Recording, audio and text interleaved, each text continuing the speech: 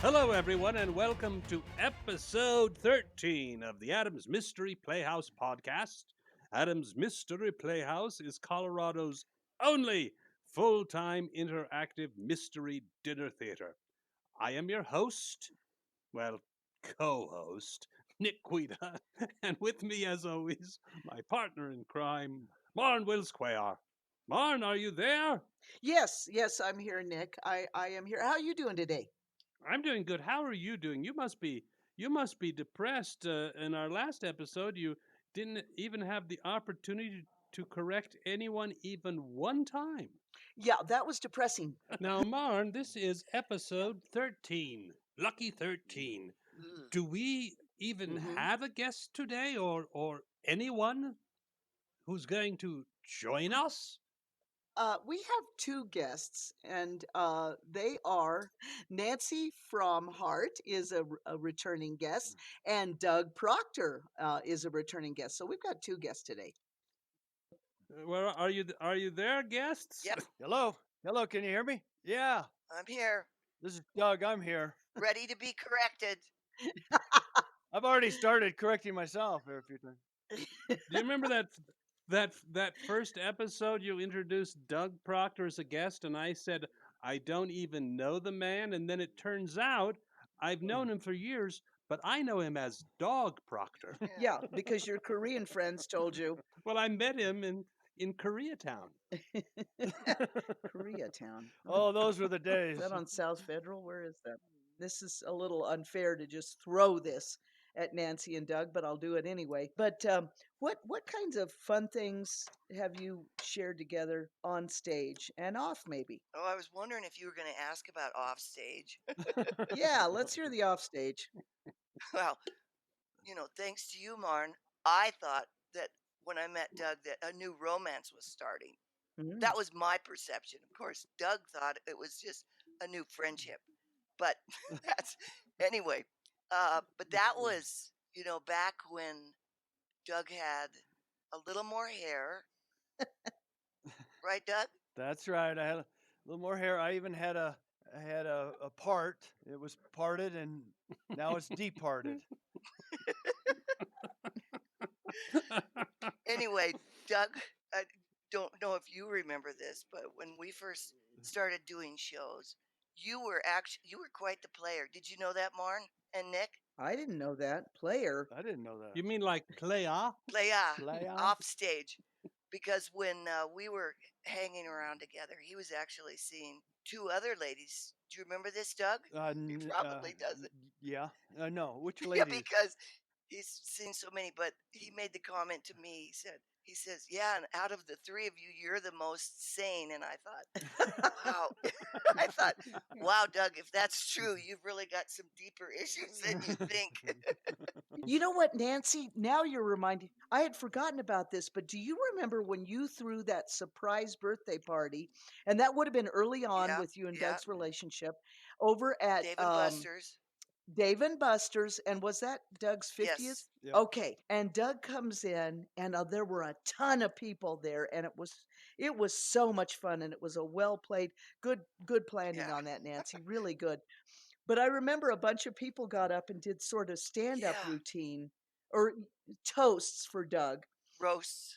And Yeah, roast. roasts. Toast. Nancy told him Yeah, to be and nice. Doug had just well, some of them were, some of them weren't. But Yeah. that Doug, you had just kind of started eating all raw food then. Do you remember that? Yes. Yes. You only ate raw food, and that's when Jake Pardee said that he had gotten in the back of your VW van and Uh-huh.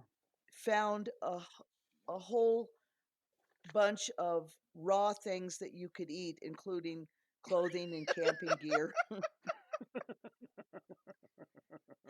And the centerpiece is off of the table. Doug, Maybe- you Yeah. should tell him that story about the show we did at Arvada Center. It was the Buffalo Bill one, and you were the detective. And do you remember the one where there was a problem when you went out to die? Yeah, well, it was one of those shows, and I'm not sure who else was on that, but anyway, it was in one of those big ballrooms at the Yeah. Arvada Center, and there was I don't know, maybe 500 people or something, and we were doing our walk around. Everything's going pretty good. We get up and we go up to the death scene, and I'm playing Buffalo Bill, and I got my beard and mustache and hair and the whole 9 yards. And so I forget how did I end up. Something happens. I start choking, I guess, and I go out, to uh, and people come out. Theoretically, that was when they would kill me or administer whatever was going to kill me. And so, but I was tired, and it was like, oh my god, I'm so glad to be done with this whole part, and then I come back as a sheriff.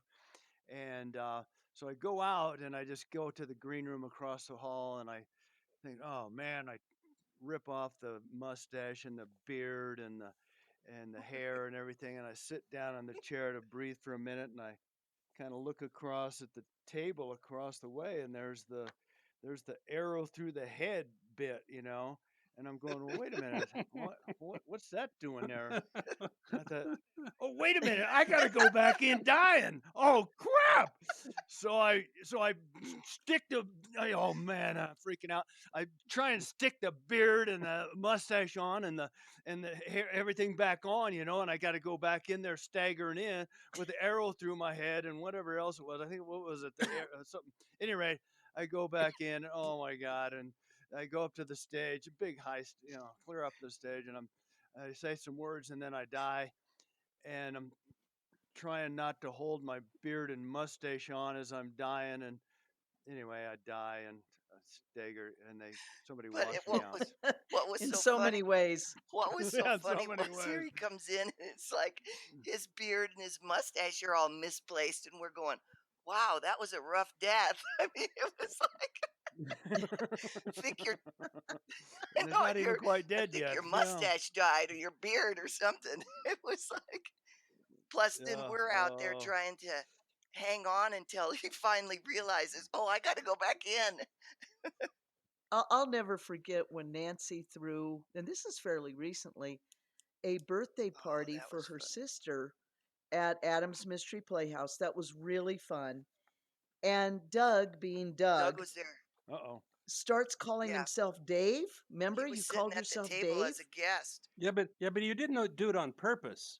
Doug told me that he didn't plan on being Dave. Uh He huh. wrote a celebration slip that said Dave, and he figured that there had to be somebody in the audience named Dave. Well, he knew there was Nick because there was my former husband was there, and his name's Dave. Oh, I was trying to put it on to Dave. Yeah. And honestly, how weird is it for all of us to sit in the audience? Because we're usually on the other end of the deal. We're up on the stage. But the funny thing was, Doug, you kind of stole the show and you're freaking sitting in the audience. And, you're like, it's like, okay, so one of the players is actually sitting out in the audience, which I guess isn't that unusual. Yeah, and I think the slip was something about how he'd had this long term relationship with my sister, and so then he had to stand up and explain all of that. That was what was funny. I forgot about that part. I'm going to put you all on the spot again, and I'm going to ask Mhm. Nancy. Nancy, what is your favorite character or part that Doug plays? Oh, that Doug plays. Let's see. Hmm. I gotta think. I love the geezer character. Um, and kind of the that one I mentioned before about the murder mortuary, the Renfeld.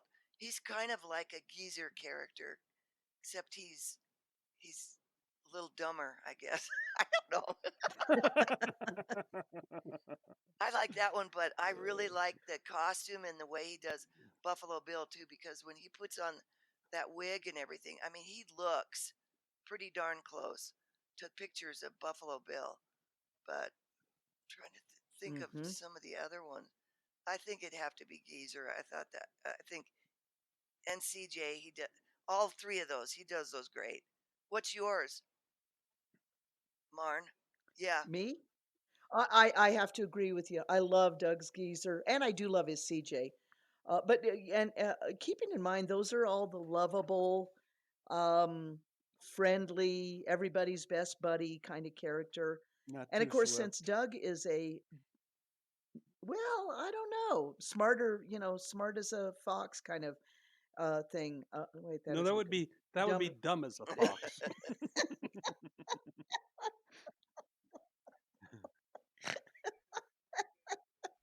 Oh, there you go. There's a Nick correcting Marn. Woo! Yeah. Woo! Finally. After all these years, it was bound Yeah, to no. happen. Yeah, but Doug, you're a builder by day and a fix guy. So when you fix it guy, so these are these are well-known terms for what Doug does. Yeah. so when you play CJ Hammer, who is a maintenance man, it's like you got all the lingo, all the tools, if you will. So Yeah. it's easy for you to be the lovable fix it guy. I remember one time going to Fort Morgan with Doug. It was at a Christmas show, and we got there, and it was a huge show, and it was in like this building, like almost like the 4-H building, because it was kind of that metal type building stuff, and there were so many people, and there were these long rows of tables, not separated, just long rows. It's like, how in the world are you supposed to do walk around? They're all sitting at these long tables, so it would take you like 5 minutes just to go from the front of the tables, all the way to the back. And we did a pretty good job, but it was rough. But when we got back in the car to come back, because Doug and I were riding together, and I said to him, because he was the manager, I said, Doug, are you gonna call Marn and tell her how the show went? And he goes, nope. He goes, "Sh- she'll know. She'll know. She'll see the mushroom cloud up in the sky." So, Doug, I was just going to put you on the spot and ask you if you have a favorite character or way that Nancy approaches a character, what she does that you like. And don't be too dirty. Don't be too what? Dirty. Oh, dirty. Um, Yeah. well, now you really put me on the spot. Oh dear. Yeah, you really got me struggling here. Dang it. Well, I was thinking of the one that. What was the one where we were cousins or brothers or something? It was The old. luau one. You were Phil Fish and I was Bernice Fish. It's weird that you say you were brothers, Doug. Yeah, no, that is. I was thinking the same thing. Sister and brother. Yeah. Anyway, so that was a favorite. Of course, I like Miss Off White and all of them. And I guess what I find so fun about them is her characters is that there's always that, and that's a part of Nancy's sense of humor is just her sarcasm or whatever, just the way she says stuff, you know, kind of off the top. It's like, oh, no, Yeah, well, I think I got that from you, Doug, because when I first started, and Martin and Nick, you guys, the very first, I don't know, maybe year, it was almost like every show I did, Doug was on it. It seemed like, I mean, I know there were some Yeah. where I wasn't, and part of it was because we were all doing that the Who Killed Buffalo Bill, and we weren't sharing parts. Mm-hmm. But I thought, because I loved his sense of humor, and I thought, I'm gonna study his humor to see if I can his comedy stuff. So it's like that's where I got a lot of the stuff. Watching the timing and stuff was from you, Doug, and also you, Nick, too. But when you're the detective, you have a different role and stuff. So it's like, but that's where I picked it up was from that, and that's the most fun. Like I said, the last thing was when you get up there and you're all in the moment and you're just playing with each other. this comes out, so you react. And I don't know. I really like that. It's the improv stuff. Yeah, the spontaneous stuff. Mm-hmm. Things you're not really expecting, but it's tied in, but it's just funny the way it comes out that particular time or Yeah. different time, different way. That we did that one up in Heritage Square that we did not for very long, I don't think, but it was like a chuck wagon style thing, Buffalo Bill up there, and it was all the Mm-hmm.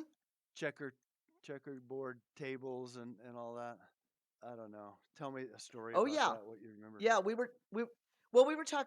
were talking to Nancy about that one on the one of the Oh, the outhouse. yeah, when you had to change in the outhouse. Exactly. And Yeah. yeah, that was a fun venue and it could have I think if they'd gotten bigger crowds, we all would have been a little happier. But Oh yeah. it was a cool venue and they have the chuck wagon. Oh yeah, yeah. But I made a big mistake up there and I don't know if I ever told you this, Doug. I Uh-oh. would play my flute with Maria Vanderkook, who played the piano. And we had this little, so we'd be kind of like we were playing music in the saloon. But I laid my flute on the stage and somebody stepped on it and ruined it. Oh my gosh. Oh. Yeah. No, I didn't know But that. but see, Wow. you're never supposed to lay your instrument down and not put it in its case. Mm-hmm. So I kind of screwed myself. Yeah. Yeah. Not to mention, back in the old West, there was probably nothing as popular in a saloon as honky honky tonk honky tonk flute playing. Yep. Okay, The old don't get Oh down. honky my tonk God. flute. Yeah. We never let that stand in our way, Time period jump. Uh-uh. No. Uh-uh. Yeah. This is theater. Authenticity. We can do whatever we want. Oh. Well, Nick, you've gotten to play. Do you like playing your guitar and stuff in the shows? No, You don't? I Why? don't. I don't know. I just don't really. That's Um, bull. no, it's not. If you could play a flute, would that be better? Would that help it? I think it would be more. I think it'd be more authentic. They're easier to carry, that's for sure. No, I'm trying to think. So, well, we do it in Irish wake. I think it works. I think. Well, that's really the only. I mean, anymore. That's the only one. It works really well in Irish wake. You know what? My favorite song you Get it on the do on the book. guitar and sing, Nick, and do you know which one it is? Oh, I'm You know pretty which one sure. it is. I'm pretty sure I Which know. one is it? Which one is it? Da Drunken. da da da da da da da da da da da. Then the mighty Oh, it is. I Mississippi. thought. I thought you were going to say the drunken sailor, because that was. Remember when I played at that Irish bar, and you and Carlos came out to the Irish bar, and I did a whole monologue on Marn when I first started Oh. about we'd do a walk around gig, and I'd be playing a scientist. Well, I think the scientist should get up and sing Drunken Sailor, and then I'd be going out as Al Capone. Well, I think Al Capone should get up and Marn tried to any gig I would do, Marn would try to get me to get up and do Drunken Sailor, and then Oh, yeah. justify it. So I thought for sure it would be Drunken Sailor. Do you remember the Yeah. night we were in Irish Wake and all of a sudden, for some reason, I started singing on the stage? I go, "Oh, Danny boy, the lights are gleaming." Yeah, I know. And then you go, "Well, that was good, but those are not the words." Oh, Yes, I do. Is oh, Yes. Hey Nick, it was that Irish? Is that Sheabin? No, this Is was that at the? the Celtic Isles. No, I remember Doug and I came and watched you a couple times at that Sheabin place too. was it Sheabin or Shabines? Shebeen. The However, Shebeen. there we go. Mark that one down. And I think in Uh, fairness, Nancy kept mispronouncing it to see how long it would take Marn to chime in and correct her. I was pronouncing it phonetically with my phonics. Oh, I just remember the ones in Breckenridge where I used to do the walk around Western characters up there. I think we all did those. Oh God, that was a great mhm. gig. Well, the one I remember is, and I don't remember how this came about, but I had that dog sled with wheels on it, and I did a It was the outhouse races. the outhouse races. That's right. And oh yeah, that's right. That's how we justified that one somehow. But then, and Marn, maybe you remember this, but so we were just, I don't know what was going on, but people everywhere, and so I was just pushing you guys around on the dog sled all over town, and oh Oh man, yeah. it was so much fun. We laughed our. So I've got the picture of you pushing Marn on the Oh dog yeah, sled, and it's for the outhouse races. I was dressed as Molly Brown, Yeah, yeah. and that was yeah. I Oh, yeah, yeah. And Oh, that's right. I did was we win geezer, that, and then, Doug? huh? Say again. Did we win the race? I don't think they actually let us. They didn't let us into the race because we didn't qualify for some reason. Oh. But we went up and down that street. I don't know how many times, and people were cheering and crap, and it was just a fun. I don't think we actually were in the race because maybe there was different categories, and we did win one lesser one. But that was on front the front page of the Breckenridge Times or Breckenridge, whatever it was, their advertising magazine. I think that's the picture you're talking about. what was the event that was going It on was at called Breckenridge? it was Front called King it was called Kingdom Days, Oh, that's right. and it Oh, was weekend in, I don't remember exactly. I think it was in June. I only ended up going by default because we booked this duo, Robbie Sternholm, and I don't remember what the other guy's name was. Oh yeah. And they were the musicians, and they would walk around and do the thing. And one year, Robbie couldn't go, and so Marn said, "Why don't you go?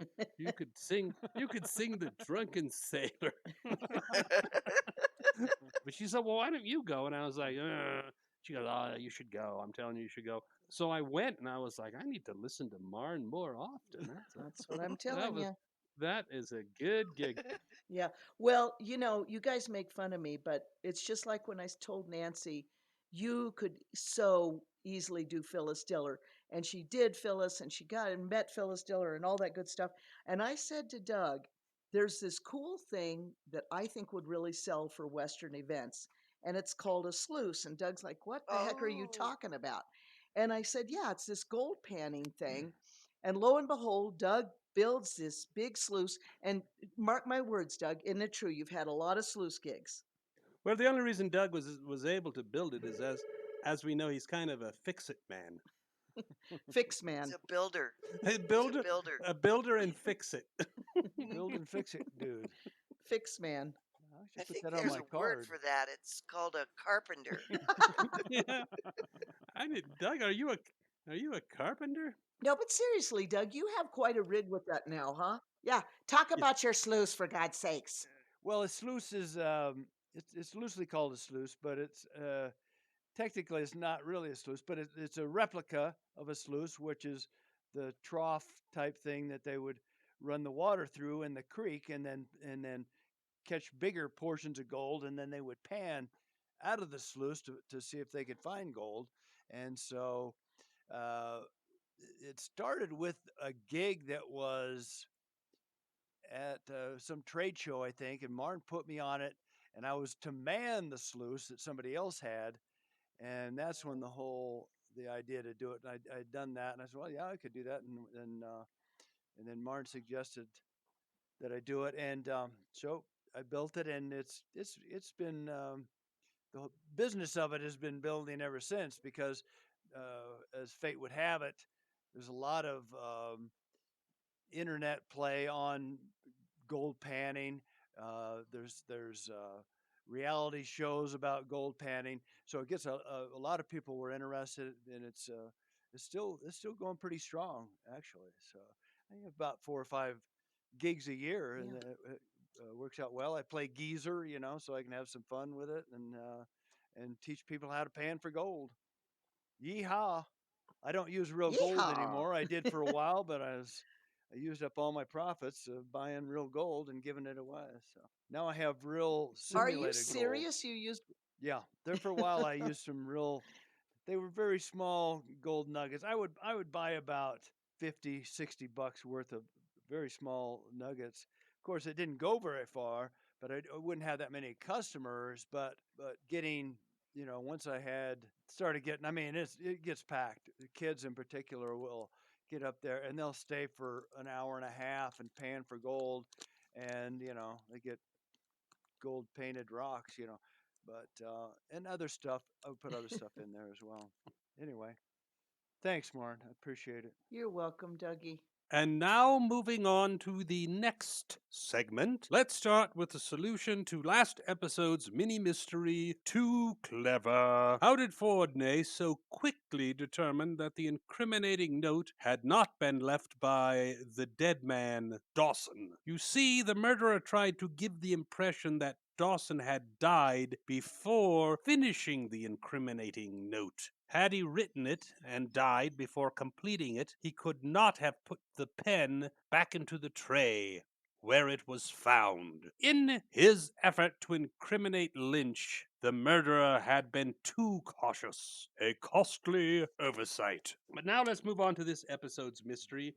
It's called The Holden Road Murder. And Marn is the narrator. Nancy is Miss Wilkins, the maid. Doug is Cannon, and I, of course, am Professor Fordney. So here we go with the Holden Road Murder. What a night! Sighed Professor Fordney as he hung up the telephone receiver. Half an hour later, still grumbling, he splashed his way through the mud and rain to the door of 27 Holden Road. Removing his overshoes in the spotless vestibule, he stepped into a large, well-furnished living room running the entire width of the house.